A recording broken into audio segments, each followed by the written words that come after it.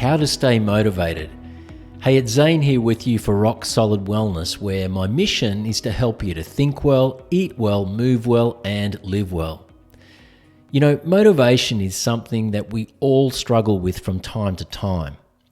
So the question is, how do you get things done that you know you should, even when you don't feel like it? Do you know somebody who's ever tried and failed to follow through on a certain goal, say clean up their diet, lose weight, or to stay the course on a particular project? I mean, maybe you've joined a gym before, gone for a month and then quit. Maybe you've tried to get off medication and couldn't see it through. Maybe you've tried to give up alcohol or certain food, but find it really hard to regularly say no. Here's the thing about motivation. It's easy to be motivated in a moment of inspiration.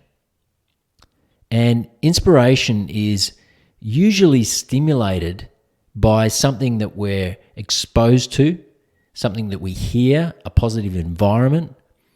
And in that moment, we are encouraged or empowered to push out of our comfort zone and to move in a certain direction.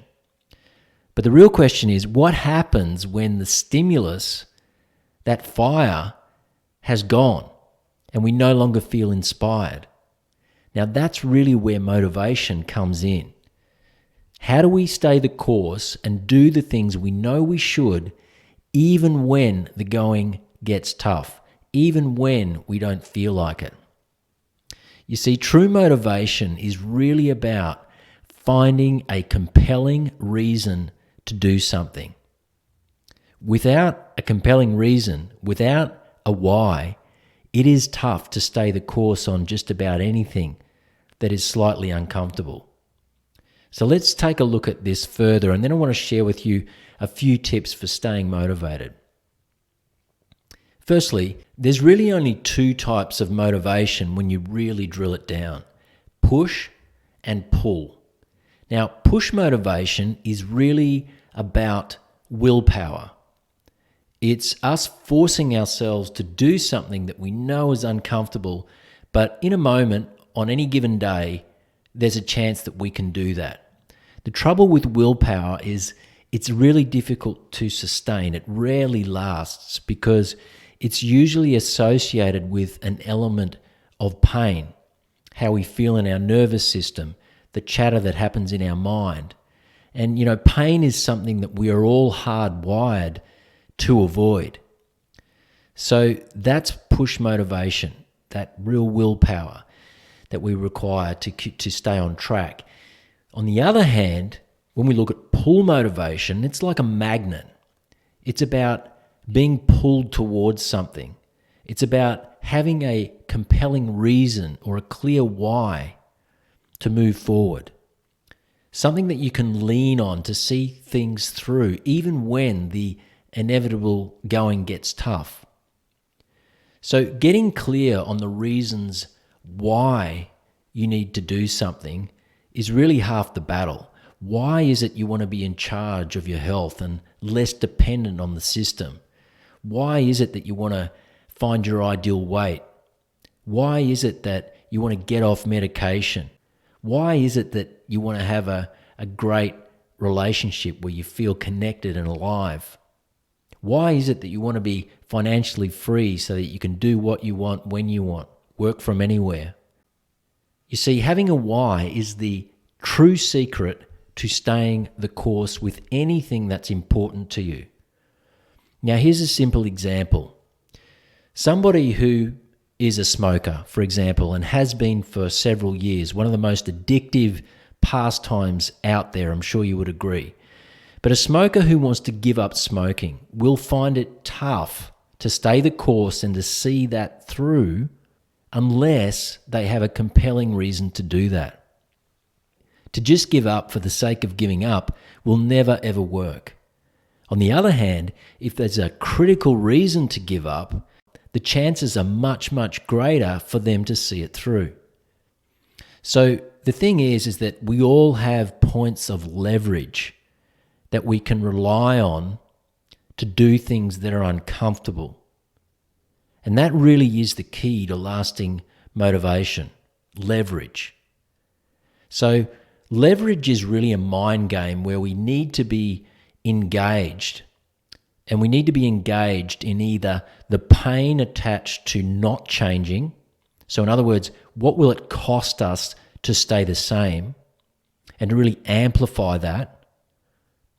Or what is the pleasure associated with making the change? What are all the positives that will come from that positive direction that we know we should be going in?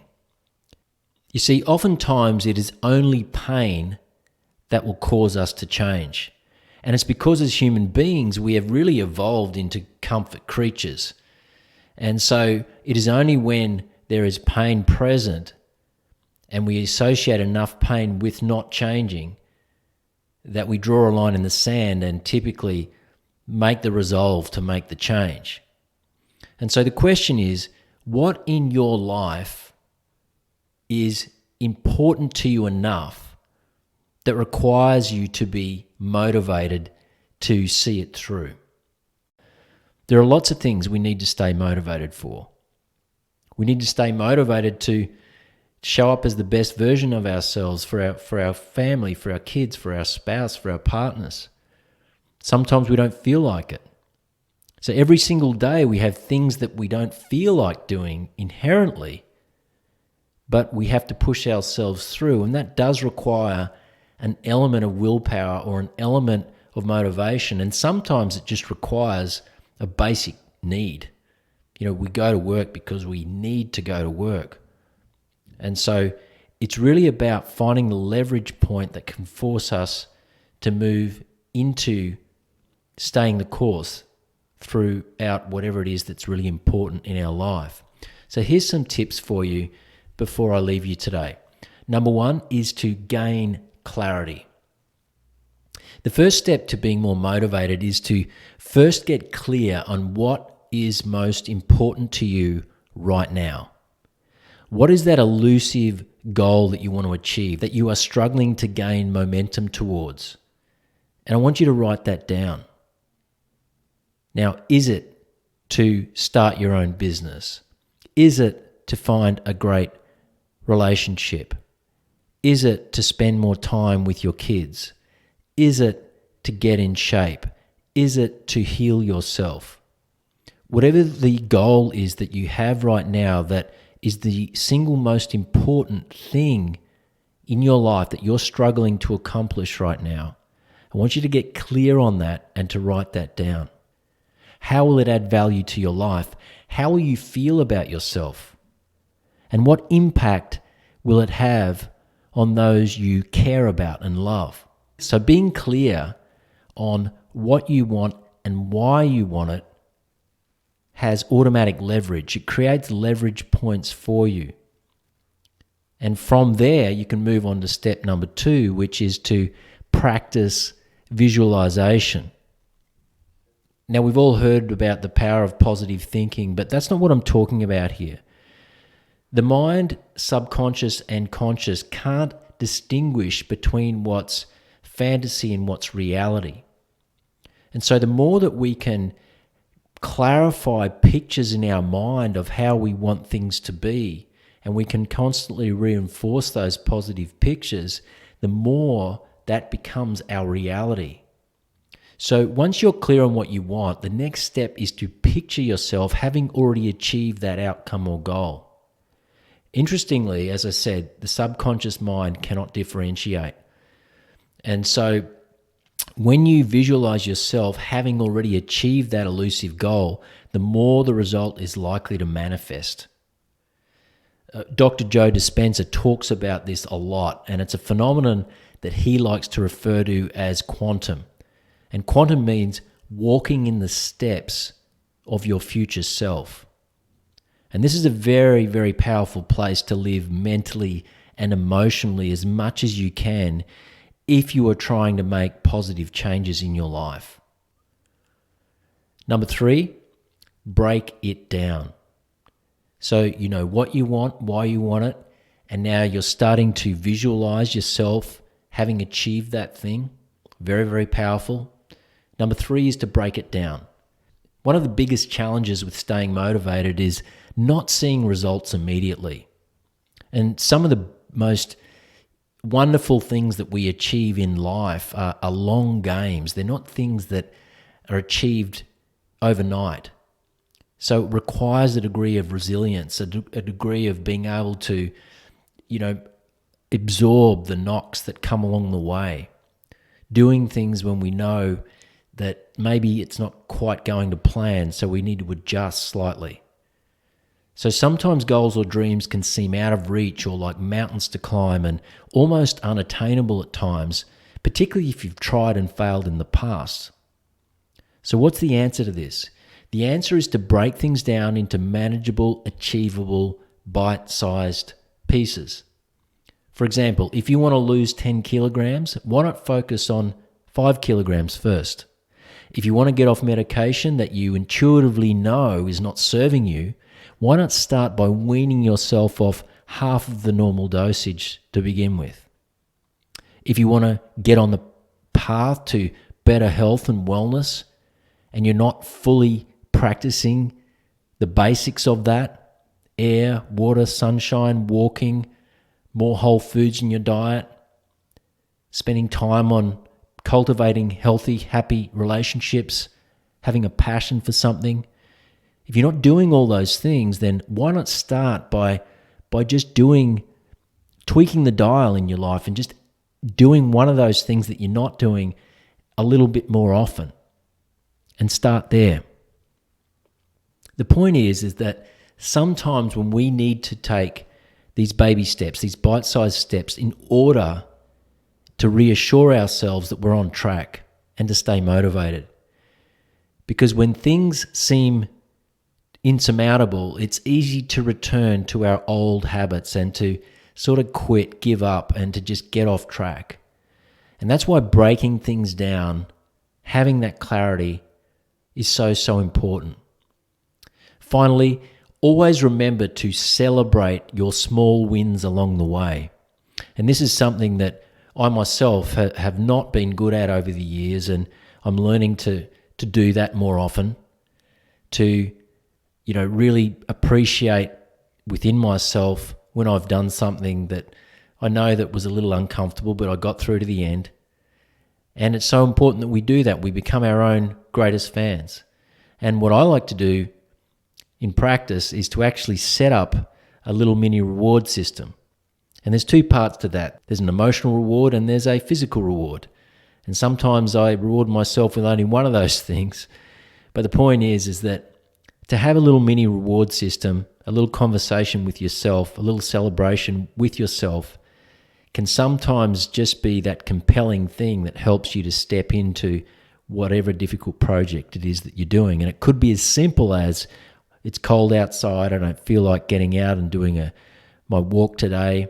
But sometimes when you dangle that little carrot, that little mini reward at the end, it's a lot easier to have that conversation with yourself, to quieten the noise, that little chatter in your head, to get up and get out and do that thing. So what does the reward system look like? Well, for me, it's basically just a little system where I say, look, once I get that done, I'm going to feel great emotionally within myself. I'm going to have that sense of self-accomplishment.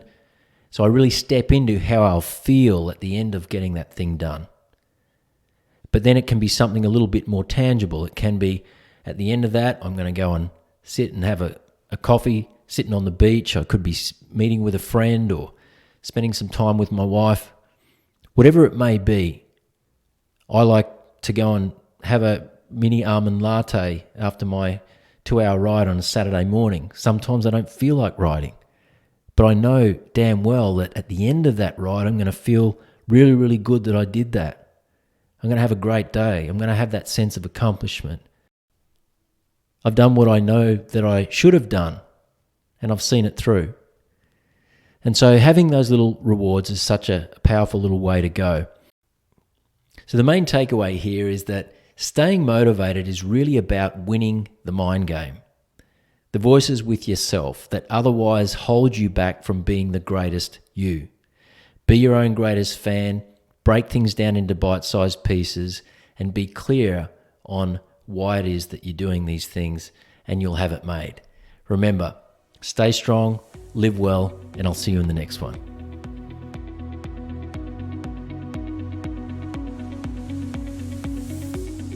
Hey, it's Zane here, and thanks for listening. If you received value from today's episode and you'd like to see how I can help you at an even deeper level, I invite you to check out my Rock Solid Wellness online course and coaching programs. It's all about helping you to break through any limitations you may have and building strong, robust mind and body habits that put you in control. My at-home video course is a pre-recorded module training where we focus on boosting your mindset, nutrition, movement, and lifestyle. And if you'd like to work with me even more closely, I also offer group and private coaching to help you integrate the rock solid steps into your own life. To learn more about my online course or coaching programs, go to zanetruscott.com. Again, thank you for listening, and I look forward to serving you on your journey to rock solid wellness.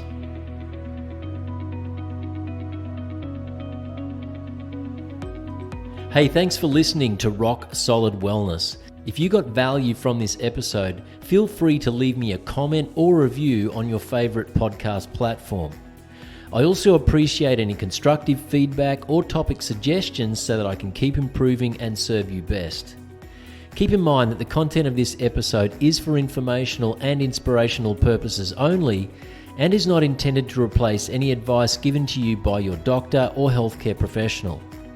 I do recommend that you consult your personal physician before acting on any of the information contained in this episode to determine its suitability for you. This is Zane Truscott signing out. Again, thanks for listening, and until next time, stay strong and live well.